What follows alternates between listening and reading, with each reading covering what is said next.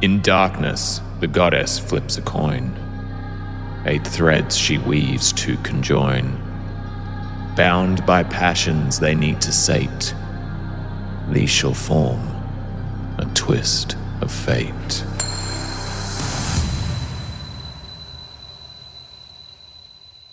Belief is...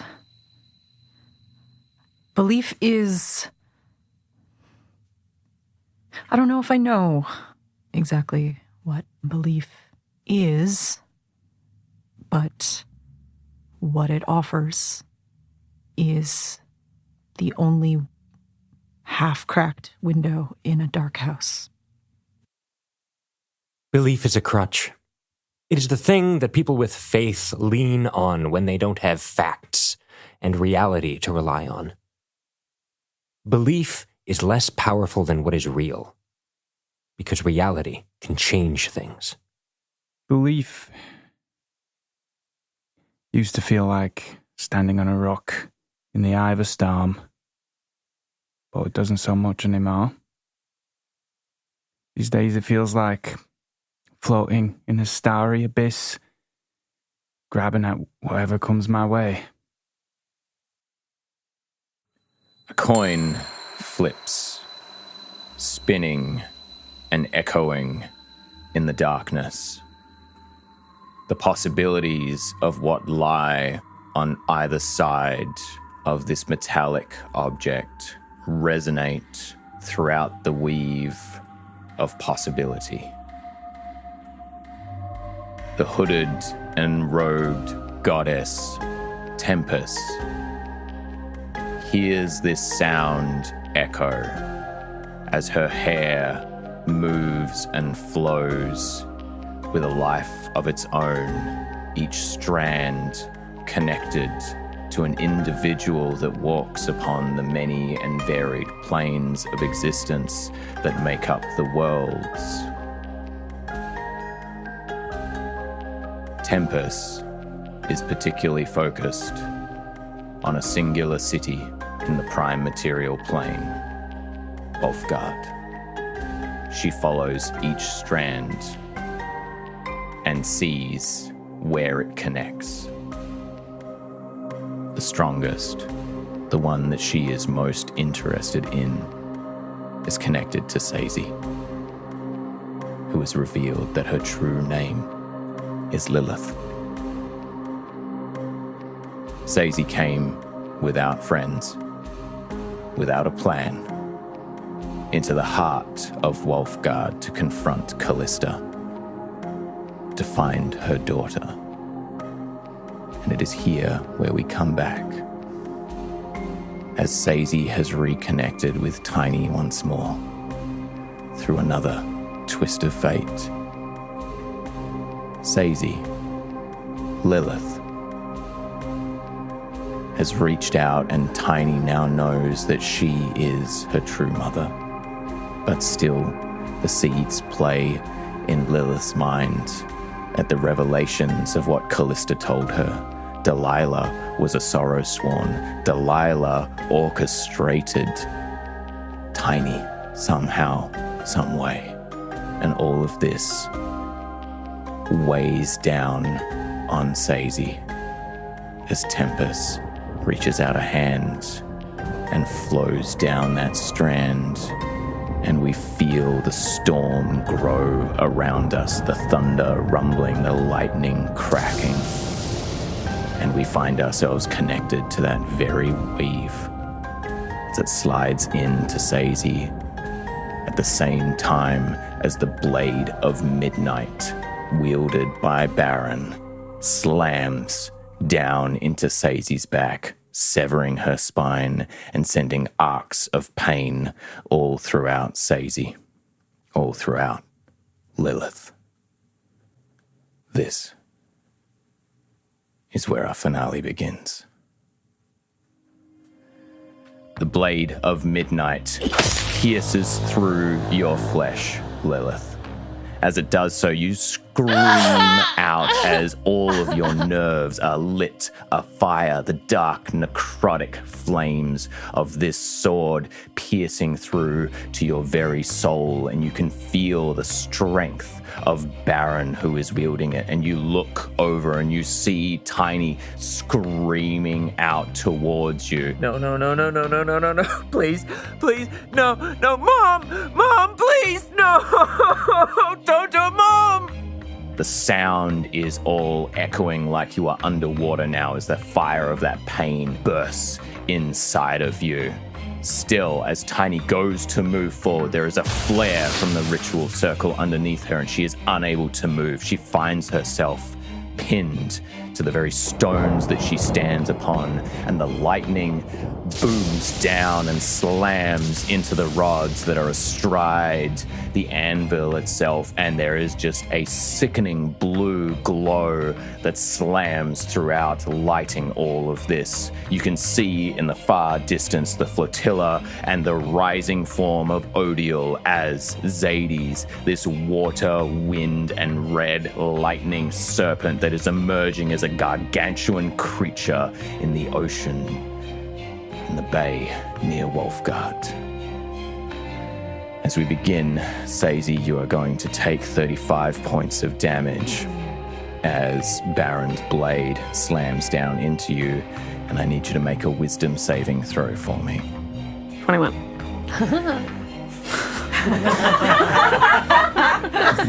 Their whole person works. Mine never does. Oh, my saving throw. Oh, so no, it's even more than that. Excuse me. It's 24, actually. 24? Mm-hmm, so, The edges of your vision begin to blacken, and you see those spots as they darken your eyes. But you are here now. You have chosen this. This is what you have been working towards for the last decade, and you will not be driven away from it. As you push that back, there is an image that tries to force itself into your mind, an image of Delilah. Do you allow yourself to think about her, or do you push it aside entirely? I pushed it aside entirely. As a whisper on the wind, a leaf blown, you just cast it aside. There is no time for something such as this. There is only what you have to do before you. As the sword slams down into you, and as Tiny is screaming out towards you, I would like to know what is going through Lilith's mind right now. Currently, Lilith is trying to determine the best way to get Clementine to safety, whether that be disrupting the ritual circle in some way or attacking someone around her to cause some sort of distraction. You can feel that Baron is kneeling down beside you, his hand still on the Sword of Midnight as it is in your flesh right now. You can hear that the storm is growing and responding to the emotions of Clementine, and very faintly in the background you can hear screams, but they are mixed with this mad laughter. You know that sound and recognize it as Callista's. I would like you to make an insight check for me in this moment. Well, everything that is happening around you, the pain that is still creeping in, making it feel like your eyes are trying to burst out of their sockets, like your brain is too big for its skull, is making it difficult to think and pull the dots together. There is something that you can do right now, but the one thing that you do note is the ritual circle that is in and around Tiny appears to be binding her in place as much as it is empowering the magic that she is crafting in this moment. as all of that starts to fade and the thunder and lightning begins to crackle and the howling wind swirls up, you watch as Tiny falls to her knees. Tears are streaming down from her face as lightning is slamming again and again and again into the various lightning rods atop the anvil. You can hear Baron calling out to Tiny. It's your choice now. I don't want to do this. I don't want to bring this pain that lies inside here to anybody. All you have to do is help me save your mother. And there is a weight to that word as you can feel his gaze flicker over to Callista, but also glance down towards you. And Tiny just sits there holding the pendant on her chest, and she is trying to decide what to do in this moment, but she is torn. You mentioned earlier that she was standing on a stone. Is there like stone around her on the like ritual stuff? The top of the anvil is made from whole stone blocks that has been carved and flattened. The ritual circle itself appears to have been carved into the stone as well in a variety of arcane glyphs, and each of those glyphs is a light with this red and purple energy that is almost has like a lava lamp vibe to it as it's swirling around there, and the light that is emitting off of it has a liquidy feel. So, given that this is like stone, it would be somewhat a component of earth? I think I pick up what you are putting down there. What are you attempting to do? I want to do a very minor mold earths, just enough to break the circle without drawing a lot of attention to it. I want it to be really, really subtle. This is going to be a very difficult thing to do. I draw on my mother magic? No. My mom's strength? Yeah, mom's strength, exactly. I would like you to roll a d20 and add your spell attack modifier for me. So it's just going to be a +8. Okay, sweet. I'm going to let you know right now that in order to completely succeed at this, you need to hit a 25. Oh, fuck me. Okay. However, there are degrees of success with this. Right. So... Oh, balls. 19. That's still good. Below is good. You focus all of your energy. You slam one hand down to the stone that is beside you, and you connect yourself with this rock that is here, and you feel its ancient power, its slumbering self that only your druidic arts are allowed to connect to and resonate with.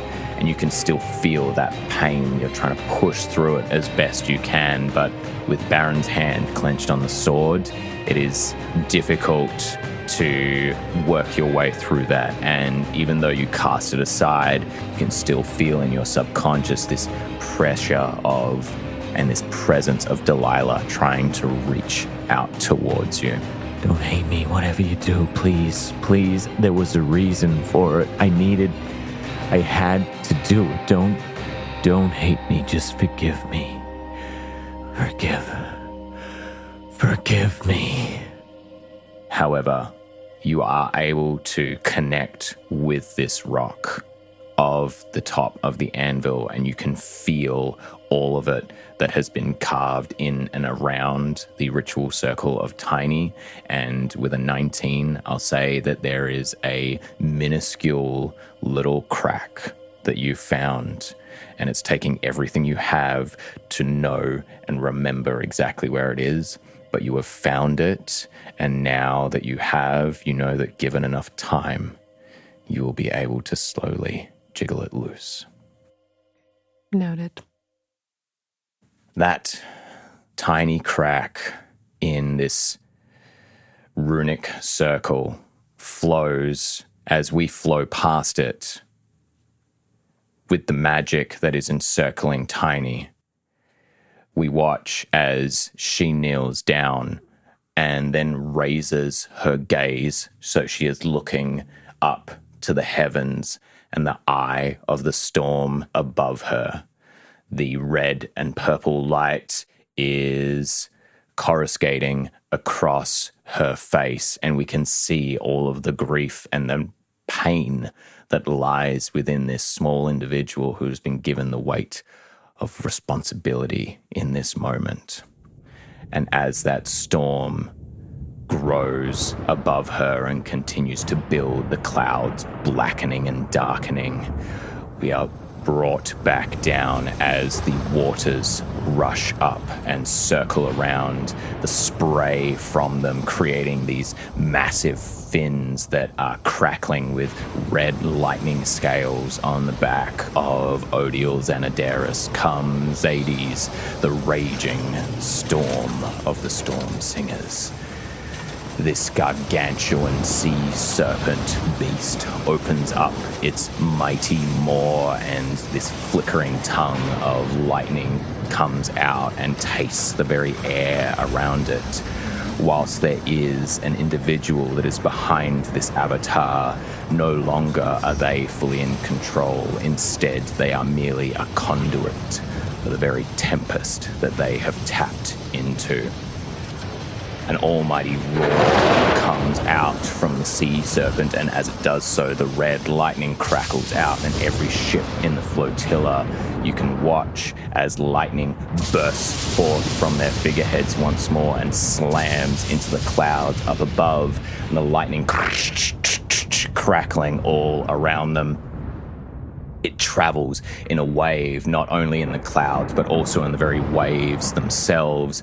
And as that lightning travels over the sky, it begins to merge with the storm that Tiny has crafted. And the lightning that she is bringing down astride the anvil now comes down bright, bloody red, and it slams into each of the batteries, and the screams that echo out from the top are tinged with even more manic laughter as Callista revels in the new power that is now flowing into her through the contraption crafted by Baron and the rest of Dark Vigil. All of that occurs up above and is reflected in the ocean below. Val, as you sink, you can feel this pulse. You feel this wrath come out from Odiel. You glance over your shoulder. For a moment, you have double vision as you can see the base of Odiel come Zades, and it is this swirling maelstrom of water and lightning, and it even looks like clouds. You can see that inside it is almost hollow within there, and there is this reflection as you look at it, one of full rage that you see before you, mirroring what you saw when you're in the vision with She Who Dreams as you looked up and saw that tempest. But down below it was the beautiful Garden of Sidonis. But instead, as you travel down now, almost on a similar path that you took in your vision, there is just black. You still feel that pulse from Broken Spear. As you sink, what is running through Val's mind in this moment? Val is not moving, has kind of allowed the ocean, allowed gravity to take her, knowing that wearing full plate armor, she will get where she's going quite quickly. But not moving means all she has is what is in her mind. And all she can see is Andromeda's body, knowing that she is responsible for allowing her to come with her, knowing that whatever happened to her is Val's fault. And that just replays over and over in her mind. And the only thing she can cling to is the flicker of life and pain she can feel of broken spear below her. And this small sliver of belief that maybe she can do one last thing. That weight is reflected in the pressure of the water around you, pressing in, crushing, suffocating. What little breath that you had slowly escapes as little bubbles that rise up to the surface, but still you plunge deeper and deeper. Is your sword alight as you are going down, or have you allowed its flames to be extinguished? I think as soon as Val hit the water, they extinguished. The dark has always been an odd place for Val. It does not hold all of the terrors that it would for a regular individual, but Val is something else entirely. And so even though darkness closes around you, still you hold in that core that vision, and it drives you down. Eventually, thanks to the weight of the armor that you wear, you're able to see the falling figure, stony arm reaching up towards you, it seems, as it sinks down into the sandy bed of the ocean below. Broken spear. This Legral that you saved was then pledged that there is a debt that needs to be repaid. You can see small banks of coral and fish flee away as this rippling of sand and water spreads out from his stony feet as they land. The face, as you sink down and settle yourself as well on the ocean bed, you can see the face of Broken Spear. It's not one of fear or struggle, as much as you're able to read on his craggy, inhuman features. It is one of sad acceptance. But you can still feel that faint ebbing of fear and desperation that lies within. Feet finally on the floor of the bay. Val allows the water in to her nose and mouth and relaxes, and then steps forward towards Broken Spear. You have accepted the ocean into you, and that salt is starting to sting and work its way, and you just feel it filling everything, replacing what little breath was still held, and that discomfort is still there. And yet, for those of us able to view through the gaze of Tempest, we can see that Val's face remains calm in this moment. And the fish begin to slowly come back and investigate, as it feels like 2 more pieces have been added to the menagerie of this ocean floor. Val pushes forward one heavy step at a time, the pressure of the water slowing her speed, but her eyes don't waver. They stay locked on Broken Spear as she forces her way forward until she's within arm's reach. You can see now that you're closer. The once veins of cooled magma that you could see in Broken Spear have now completely darkened and blackened, and the exterior of his rocky flesh is beginning to do so as well, spreading out and throughout. If left here, Broken Spear would simply become another coral reef before too long, and that heat that has always felt partially comforting emanating off of him is completely gone now, and there is no glint of anything left. Val steps closer and, in a slow motion, pulls Penance forward and presses the flat of the blade against the Logral's chest.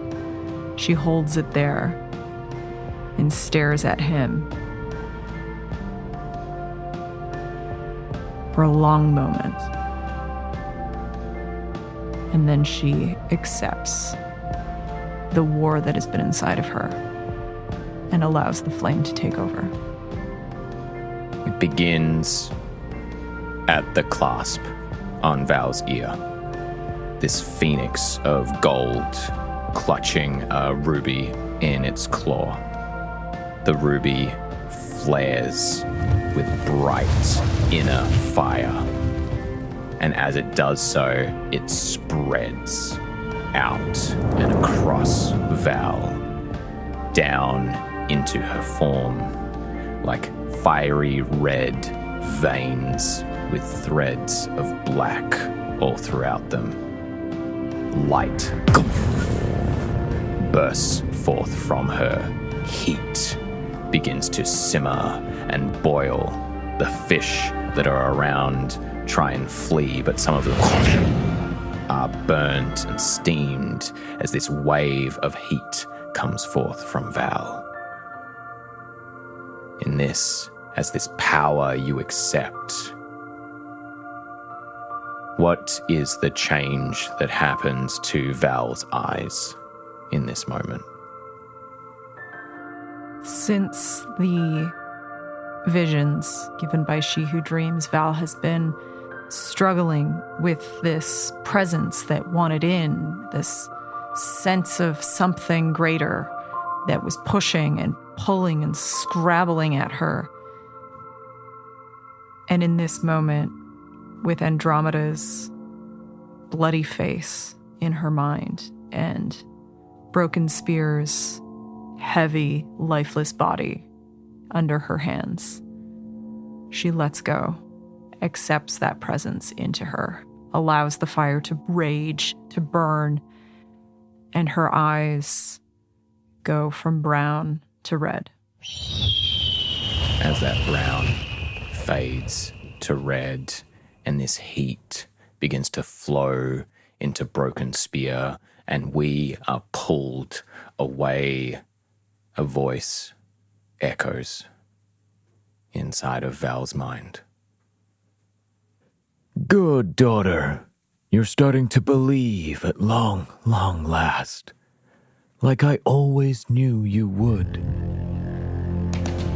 Flame takes us, driving us high into the ocean and bursting out into the sky as the gargantuan beast that is Odiel comes, Hades, rears up, dwarfing the flotilla, dwarfing the very anvil itself, this mighty structure that stands atop the beach as a sentinel, as a bastion.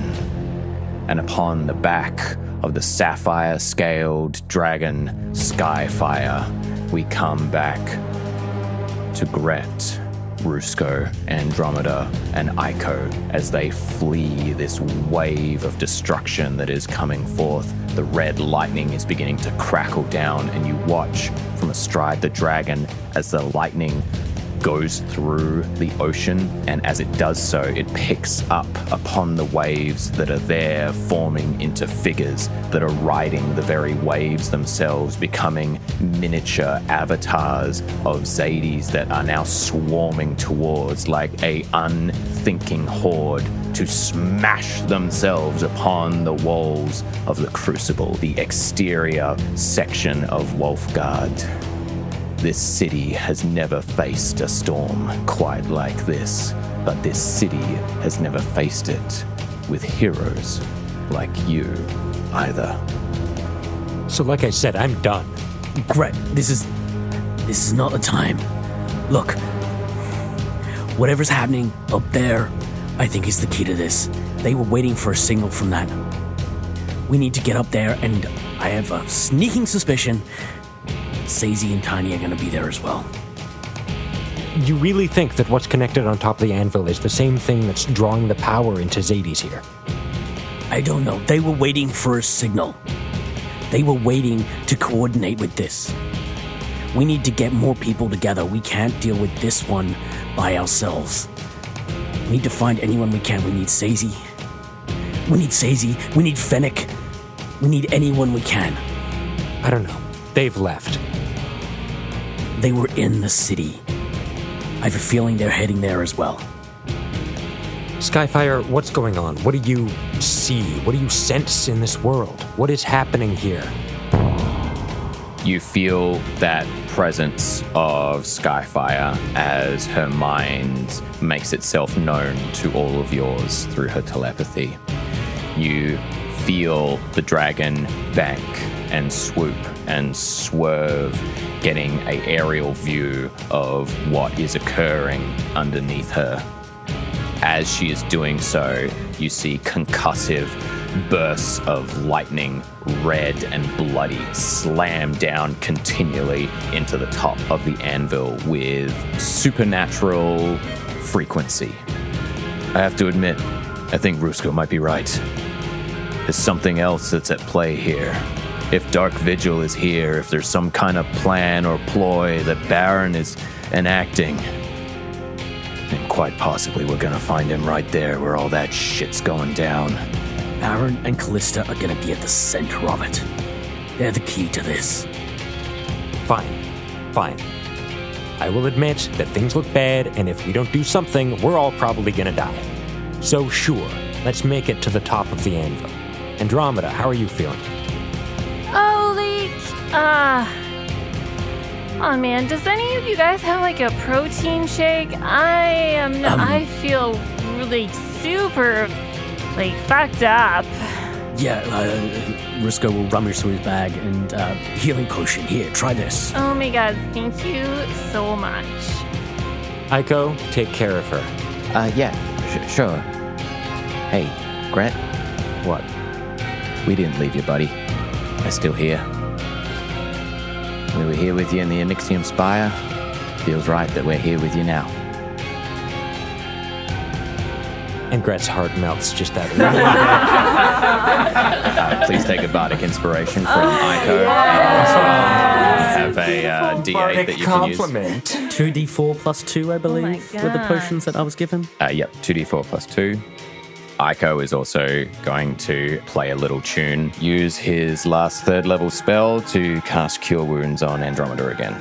Another 17 hit points to you from Aiko, Andromeda. The key to this is getting as many people together as we can and stopping this at the source. Baron is trying to collect these shards of Sidonus. I think he might have one already. That's what's making him so powerful. We need to put a stop to him collecting more of them. At the very least, we gotta disrupt this. Maybe if we can do that, we can rally Wolfguard. They faced a lot, but this town will not fall easily. If we can cut off the head of the snake, then perhaps that'll buy us enough time to be able to deal with whatever the fuck Odiel has become. This city looks like it's been built to defend things from the sea. Let them deal with that for the moment. It's not built to defend from threats in the center of it. We can put a stop to that. then to the anvil. All right. Ready yourselves. I'll get us there as fast as I can. And Skyfire beats her wings and starts booking it towards the anvil as red lightning continues to slam down. As she flies over the top of the crucible and the walls of Wolfguard, you hear cries and shouts. Yeah! Unbroken! Unbent! Unbroken! Unbent! Unbroken! Unbent! Unbroken!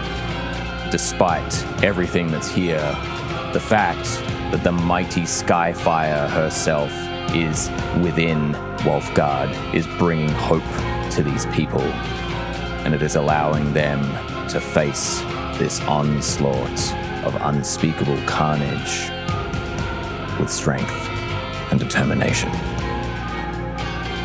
As the cries of unbent, unbroken echo in your ears as you ready yourselves to yet again enter into battle in this endless marathon that you have been on since assaulting the Onyxian Spire mere days ago. The crowds in Wolfguard are racing towards their determined points.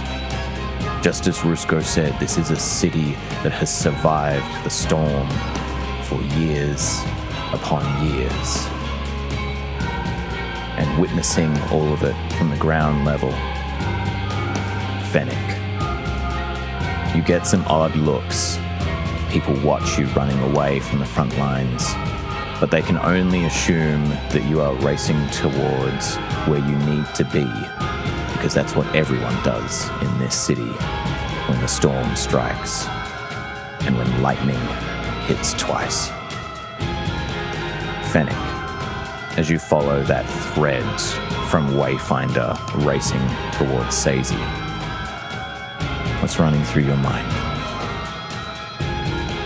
Fennec's mind has gone blank because the rage inside him is spilling over too much to contain. It's fueling his sprint. His lungs are burning as he's sprinting through the city.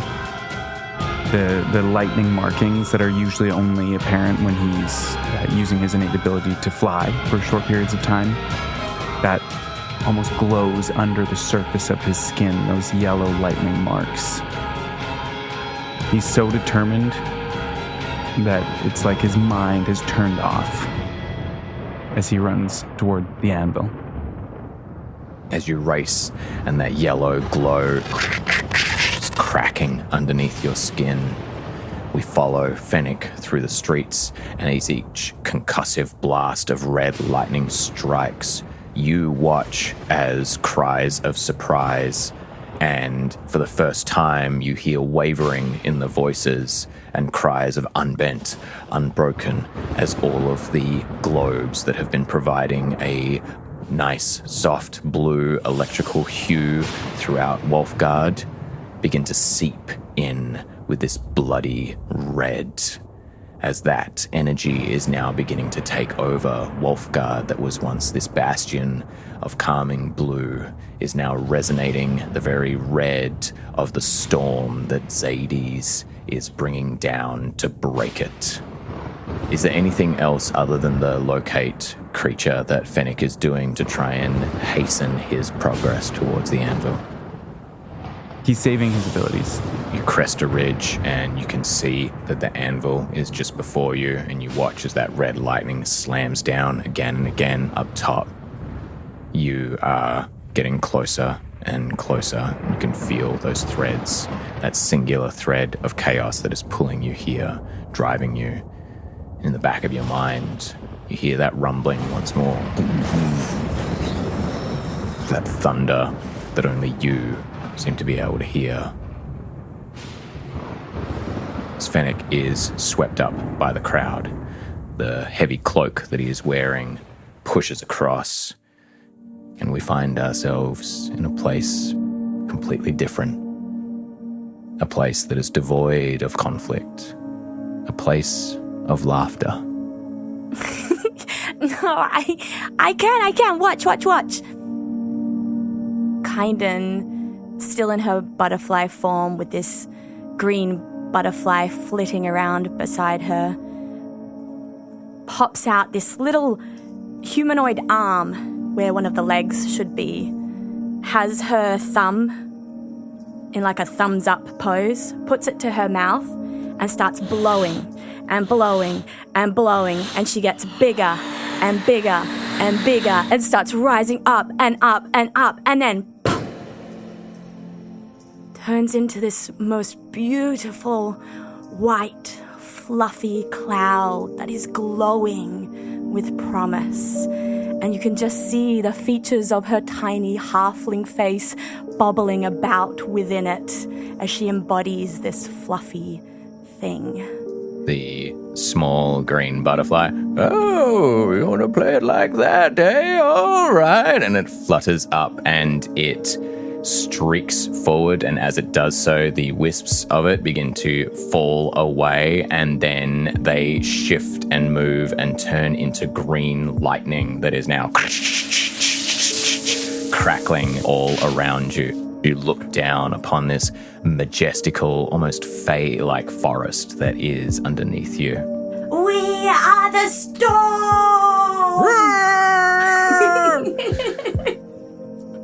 Oh, I feel like I'm full of water. This is such a funny feeling. Oh, well, maybe someone's trying to tell you something. What? Who? What do you mean? Well, if you have a look down there, looks like there's some thirsty little plants that need watering. Perhaps that's what you need to do, Kynden. Oh, I got it. And she kind of wibble wobbles the cloud from where she is, where there's no plants below her, over to this pasture in clear need of watering. And then she squeezes tight, and this water, just crystal clear, bright blue, pure, almost sparkling water rains down upon the thirsty plants. Oh, this feels a bit... I don't know, did they ask for the water? I think you need to have a closer look at them, Kynden. Perhaps there's some other kind of message that's down there for you. As you look down in your cloud form, and you see these plants that are down there, you can see as the crystalline raindrops are dropping down onto them, it's like these beautiful daffodils that are down there that are drooping down, but each of their golden leaves is being strangled by black, sinewy vines and threads of darkness that are just gripping on. And as the water hits, the flowers are trying to grow and allow themselves to come up, but the black darkness that is there is strangling them, and you can see that those black tendrils are starting to creep out from this small little daffodil pitch and move towards the rest of your forest, your beautiful, delicate forest that you've spent so long crafting with care. Kynden's eyes roll back and go deep, dark, black. I said stop! Your cry echoes out, and the vines that are there stop, and they begin to recede, but this patch of daffodils is still strangled by the vines, just pulsating and seeming to grow ever so slightly now that you have halted their progress out into the rest of your wonderful forest. You have the power to stop this, Kynden, for something is coming. But also we have a lot more forests that we could be playing in. Maybe that would be better. Perhaps we leave this little patch and we just come back later. To the mushrooms? To the mushrooms! The lightning comes out from you, and as it does so, it forms into a little hummingbird that just goes off and zips away. Going to beat you this time! Kynden flips into a hummingbird herself and a golden trail of energy is left behind. These two trails, green and gold, merge as they swirl around each other off into the distance. And that echoing laughter reverberates here as the dark, sinewy tendrils continue to strangle and suck all of the life out of these daffodils. And as that blackness takes us, we come out and we see Kynden's physical form floating in the ocean depths in a different part away from Val, watching as the drawing of the tide is swooping towards her as she looks up, Seraphina enacting her will upon this place, dark tendrils reaching out as she begins to rise within the water. And as we come up and out of the ocean, we can see this gathering, this pooling of this great wave that will cleanse and take care of those that dared hurt her sweet little Kynden. Storm slams down. Lilith, you're still trying to push back all of that pain, hold on and focus on that one area. You watch as the circle that is around Tiny, that liquid is rising up and beginning to wrap around her legs and her arms, and she is being pulled out to the edges of the circle, and she is starting to rise into the air, held aloft by this odd liquid. Baron just sits there. There is no joy on his face. This is merely something that needs to be done for his plans to succeed. And that mad laughter still reverberates in the background as you can hear and feel that presence of Callista. I want you to know, Sazey, Lilith, whatever name it is that you choose to go by, even though this is what you drove me to, you will still be embraced. The pain and the grief that lies within you is strong. Zaldua more so than I will show you mercy in the next life. But right now, you're the sacrifice that must be made. And for that, I'm truly sorry. I bet you are. Is it currently raining? It is, yes. Lilith thinks about the crack that she's found in the ritualistic circle.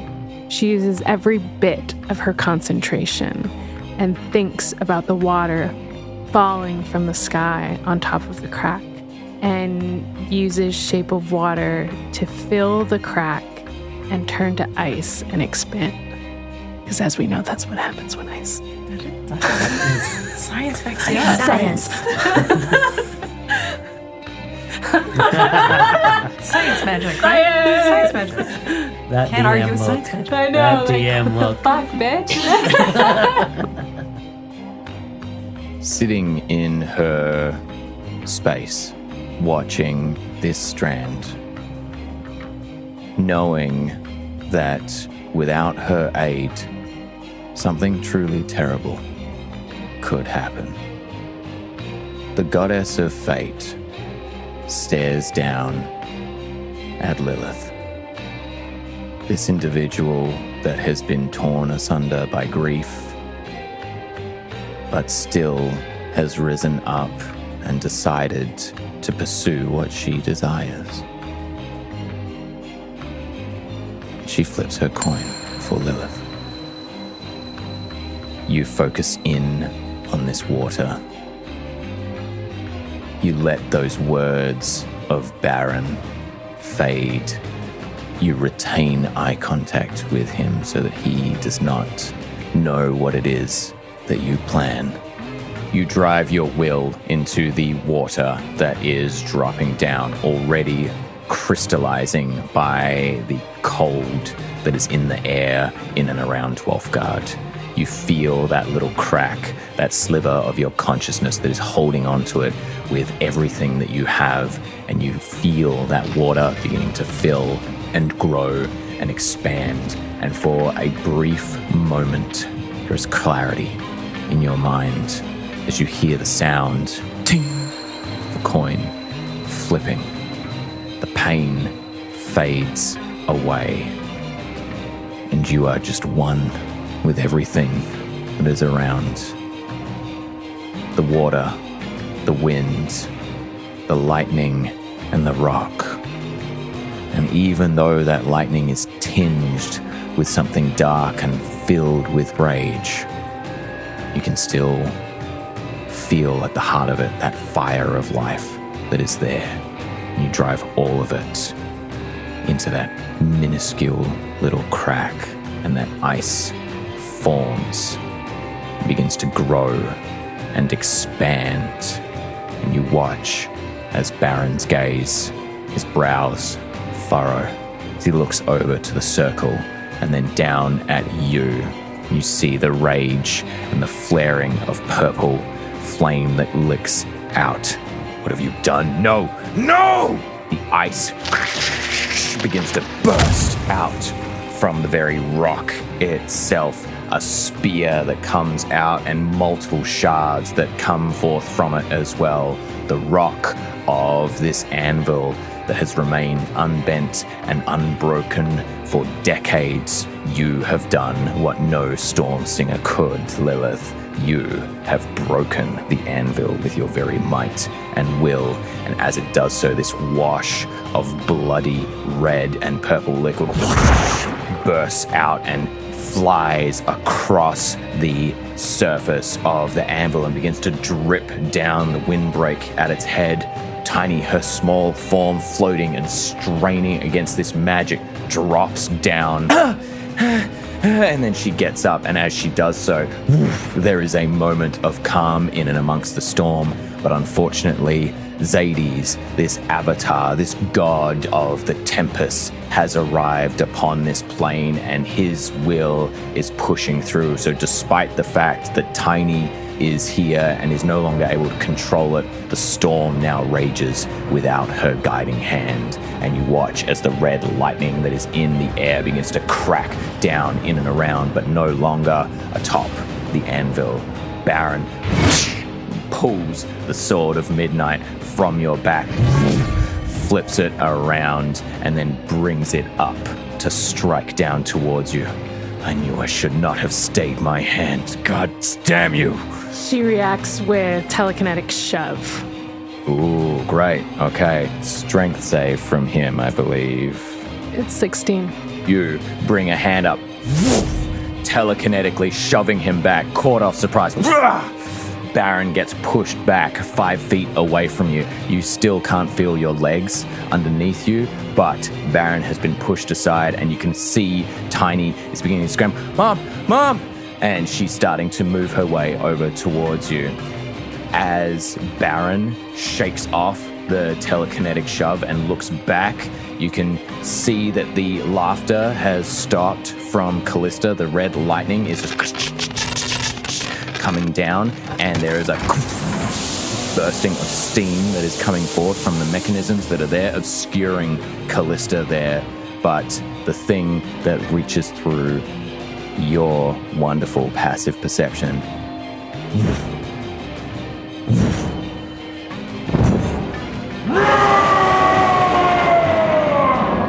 and Skyfire appears, highlighted by lightning that is cracking around her as she slams down onto one of the sections of the anvil, her mighty claws clinging in, and you can watch as astride Skyfire, more of your allies have come, the people that you walked away from but are not walking away from you. Andromeda, Gret, and Rusco, alongside Aiko, have arrived as our final battle is about to begin.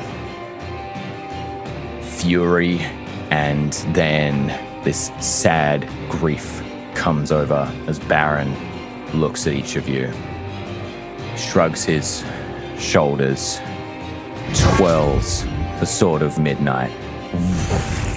Dark purple flames alight upon its blade.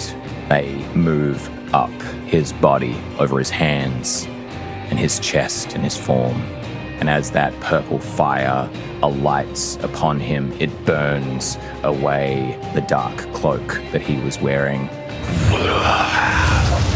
He now stands in glorious ebony plate before you, looking out, dark, flaming purple eyes. Fine. It's always fighting with you. If I have to put you down so that you'll no longer be in my way, so be it. Saldur will welcome you all in his fallen halls. Fennec, you slam through the doors of the anvil and you find yourself there. Soldiers are scurrying about and you can hear calls of reinforcements needing to be sent to the crucible. You can also hear that they're setting up bucket brigades as well to go as lightning strikes are beginning to fall chaotically. They're no longer landing towards the lightning rods. It's like there is a mad will that is behind them, and despite the icy rain and winds that are swirling around, fires are beginning to alight in the streets of Wolfgard as well, and no one is paying you heed in this moment. Fennec draws upon the power of his deity, and a gold shimmer rises from his feet, enveloping his whole body as he casts haste on himself. In drawing this power, he can feel the weave of chaos through the building, the weave of fate. And it's almost like he can feel what's happening on the anvil's roof as he sprints twice as fast as he was running through the city, through the anvil, as if he had been there before, though he hasn't. He knows exactly the path to take to the top. You race through this blur of lightning as you flee through, and you can hear the cries and shouts that are around, but it's like they are moving in slow motion compared to the speed with which you are able to move. You race on up through the catacombs of the anvil, these winding, curved corridors that are designed for defense. Eventually, you find yourself in one of the towers walking up. I'd like you to make a perception check for me. That will be 15. You can hear the cries and you hear the roar of Skyfire. She has arrived atop the anvil. There is a stone archway and a big, heavy metallic door that is in front of you, and you can feel that thread, that pulling of fate, that Sazey lies beyond that door. But you also hear steps racing up to the top of this tower. Fuck. All right, come on, we gotta get up there, support the boss. No matter what happens, none of them fucking leave here alive. Fennec once again draws on the power of his deity, channeling the divinity, pulling power that he didn't even know he had, he didn't even know was available to him. As he casts a spell we've seen before, the magical energy that surrounds his body takes the shape of different sort of animal forms and circles his body and his head, and the final form they take is like a feathery owl as he gives himself owl's wisdom, getting ready for what's about to happen. The pieces are set on this board as Tempest looks down and watches as the battle that decides the fate of Wolfgard is about to happen. But Tempest's gaze is drawn elsewhere as she looks down and sees what is happening. She can't help but pay attention to the ocean and what is building out there. Odiel cum Zades, this serpent, is moving sinuously through the waves, directing these hordes of watery lightning riders to crest the waves and scramble up the walls. And you can see that the soldiers of Wolfguard are holding them at bay for the moment, but it is a unending horde. And whilst the water is being contained by this avatar of the storms, off to the west, there are cries of confusion from other guards keeping an eye out. We can see that the tide is being pulled away and more of the rocky shoreline is being revealed as we can see coral and fish that are now sort of flapping around as the water that is their home has been drawn away, and there is just a dark shadow that is beginning to rise up. Kynden. Tempest follows her thread towards you and looks down as you zip over the magical forest, moving and ducking and weaving, and you feel the sun get blocked out and this darkness beginning to pull in and encapsulate you. You can see the light before you and you're racing towards it, but you can see as you run away, that darkness is still chasing. Kynden presses on as fast as she can. Mushrooms, mushrooms, there is no gloom with mushrooms. Mushrooms, mushrooms, there is no gloom with mushrooms. You look to the side and that green hummingbird that had been there previously is now gone. She slows down, just hovering, unsure where she is or what she's even doing. There's a thickness within her, like she tastes salt. She drops down to the ground and returns to her halfling form. Her feet scrunch the moss beneath. She lays down on her tummy and just hugs the ground. Calm, Littlefoot. Calm. Like a meerkat, her head pops up, looking around, desperate to see the person, desperate to see her dad. You look in the direction that you're facing, and there is still the light that is there. The forest with all its beautiful, whimsical colours. And you can see the green hummingbird zipping and darting in and around there, looking for you. The dark forest that is behind you, those veins that are reaching out and strangling the very flora that is around. You see a golden silhouette that is back there. And you just hear again. Calm, Littlefoot.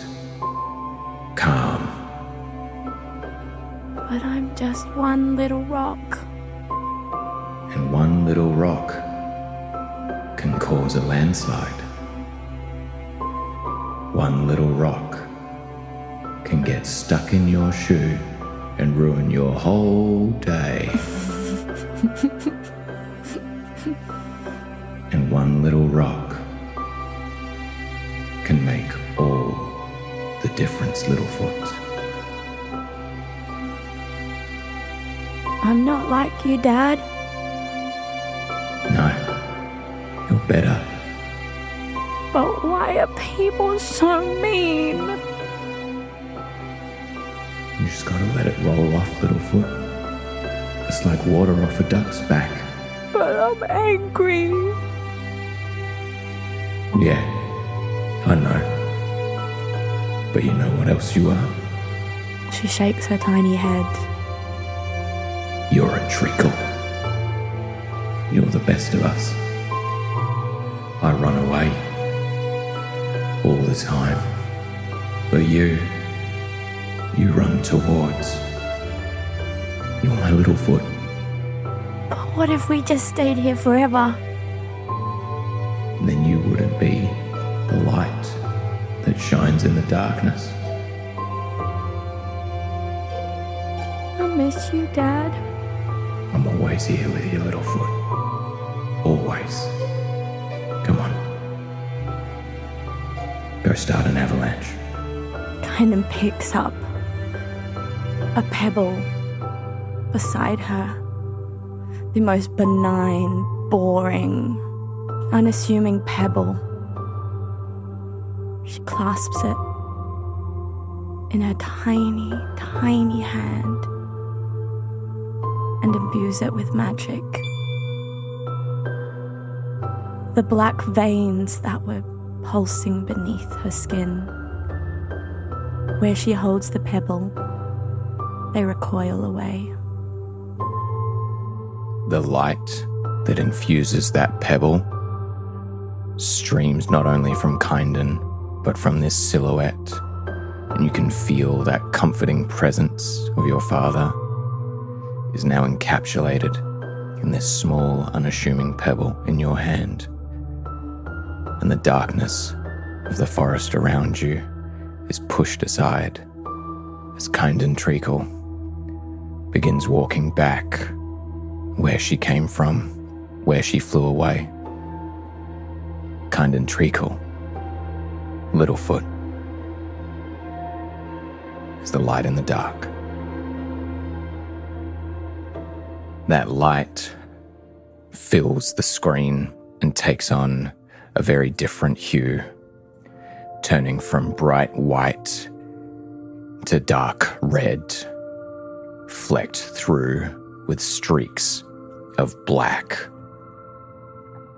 Val, you feel in this moment as you connect with that which is inside, and you hear the voice of your father.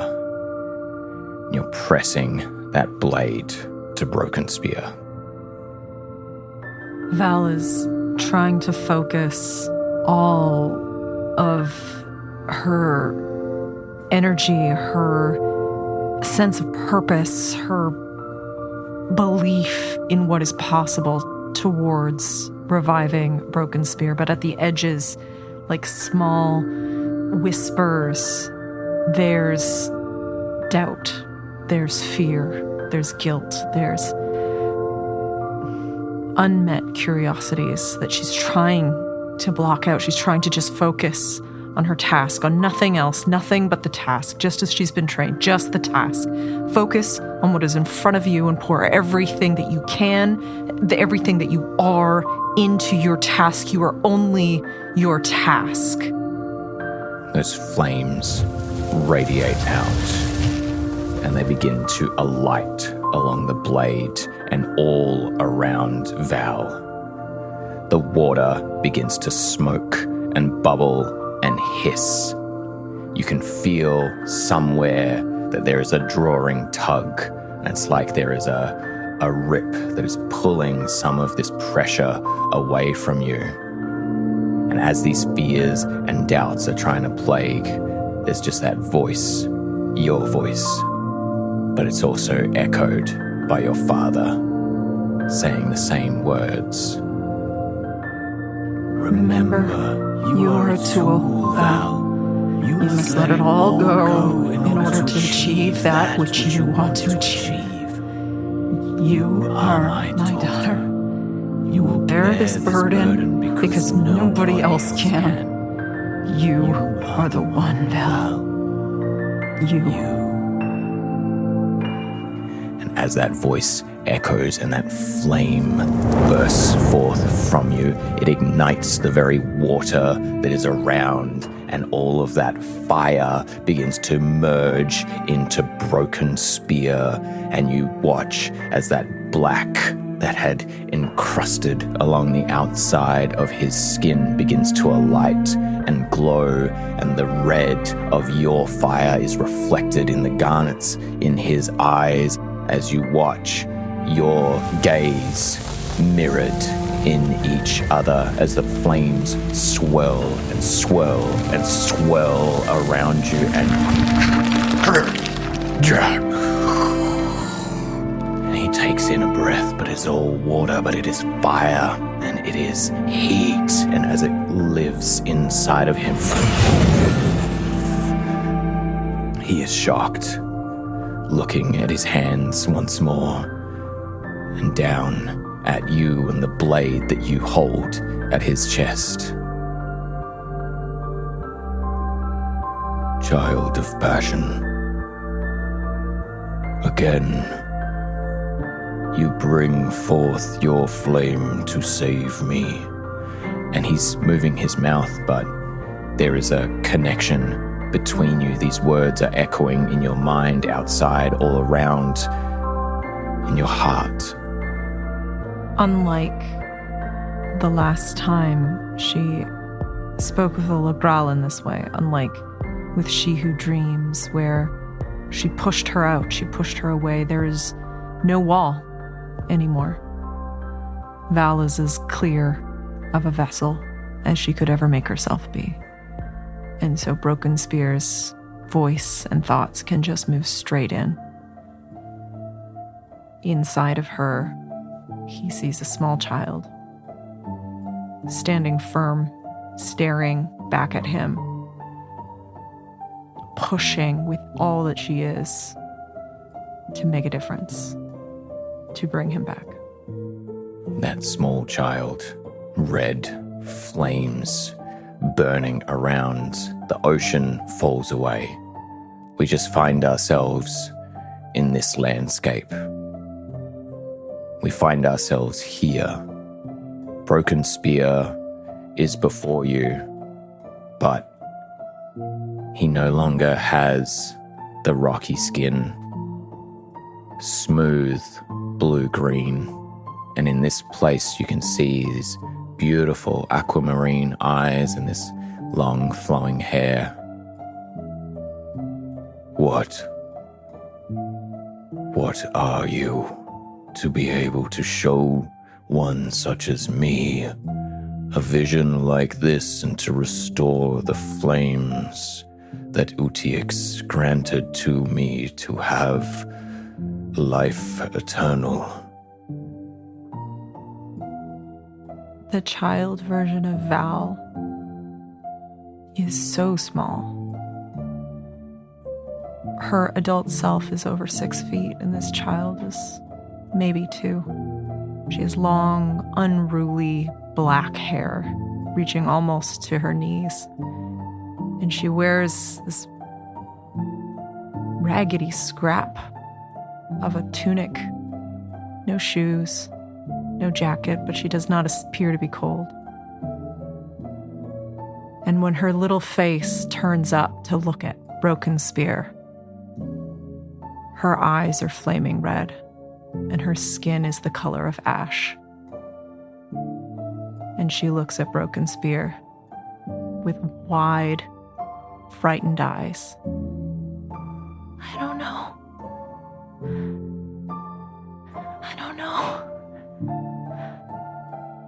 Big Legral kneels down, reaches out a hand to the small child, a hand that could almost encapsulate her entirety. Holds it forth. It is all right. It is all right, child of passion. I can teach you how to control that which rages within you. At the word control, the child shivers and flinches back from Broken Spear and quickly reaches a hand up to the ear where on her adult self the clasp sits. Doesn't find it, but pulls the hand back down to her chest and looks back at Broken Spear. I don't think I'm allowed. I don't think I'm allowed. I don't know. He's coming.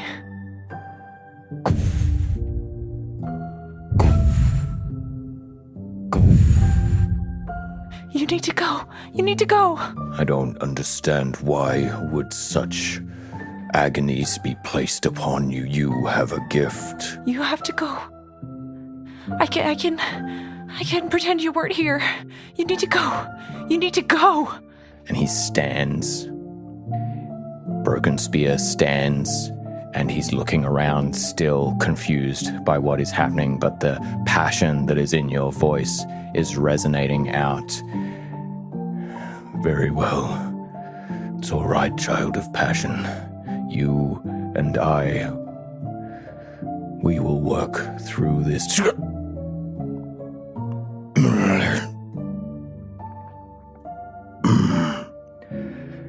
That is a sincere. And you watch as blossoming on this chest of Broken Spear marks like 5 individual points piercing through, dark blood beginning to streak down, and that fiery form that you saw in the vision with She Who Dreams, this dark red flame with streaks of black, this hawk-like helm, which now that you see it closer, now that you see it clearer in your mind's eye, resembles a phoenix, resembles the sign that your father has devoted you to. You can feel that flaming creature grasp onto Broken Spear, whoa, and throw him aside like a rag doll. Please. Oh, I'm sorry. I'm sorry. I didn't mean it. I'm sorry. I'm sorry. I didn't mean it. I'll be good, I promise. You will be good, daughter. You will be good by what you do, not by what you are. Of course, Father, I'm sorry. And the creature of red flame reaches down, picks a small child of Val up, brings it to the breast. Flame takes everything. As in the background of the flames, a coin flips as Tempest watches the fate of Val unfold. A fate that is seeming darker with every step she takes. And that's where we're going to end episode 11 of Twist of Fate. Wow.